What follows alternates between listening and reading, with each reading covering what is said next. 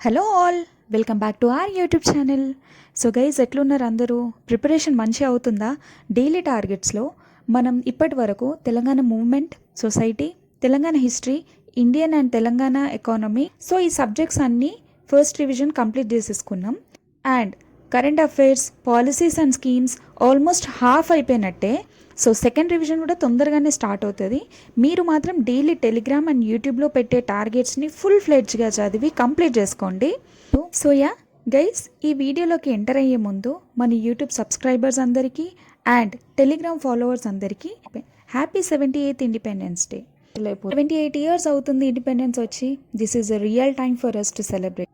ఎన్నో కష్టాలు, ఎన్నో అవమానాలు, ఎన్నో అక్రమాలు జరిగినాయి, ఎన్నో ఆందోళనలు జరిగినాయి.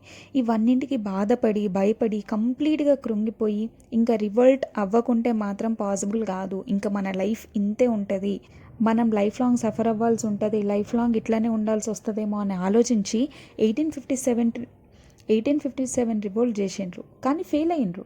ఎన్నో స్ట్రైక్స్, ఎన్నో మూవ్మెంట్స్ చేసిండ్రు, బట్ పాసిబుల్ కాలేదు. కానీ ఎప్పుడు కూడా వాళ్ళకున్న గోల్ని మర్చిపోలే. ఫ్రీడమ్ ఒక్కటే అన్నింటికి సొల్యూషన్ అనుకున్నారు. మధ్యలో ఎన్నో ప్యాక్స్ వచ్చినాయి, అంటే ఎన్నో ఒప్పందాలు వచ్చినాయి.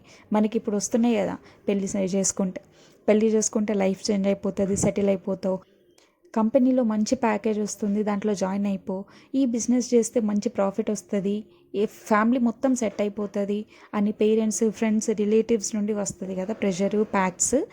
ఇట్లా వచ్చినట్టే వాళ్ళకు కూడా ఎన్నో ఒప్పందాలు వచ్చినాయి.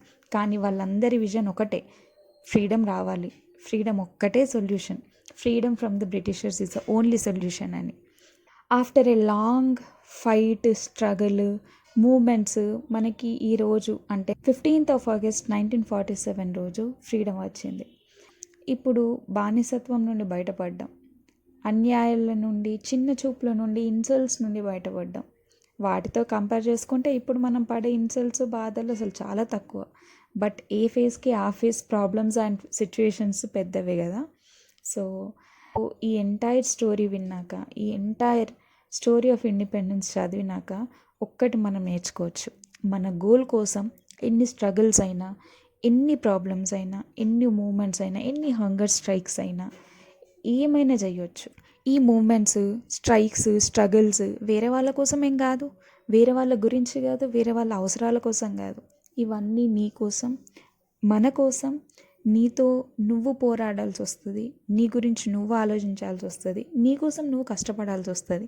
పట్టుదలతో కష్టపడి సాధించు, ఖచ్చితంగా జాబ్ వస్తుంది. సో ఈరోజు ఇండిపెండెన్స్ డే సందర్భంగా నాకు ఈ ముచ్చట్లన్నీ చెప్పాలనిపించింది.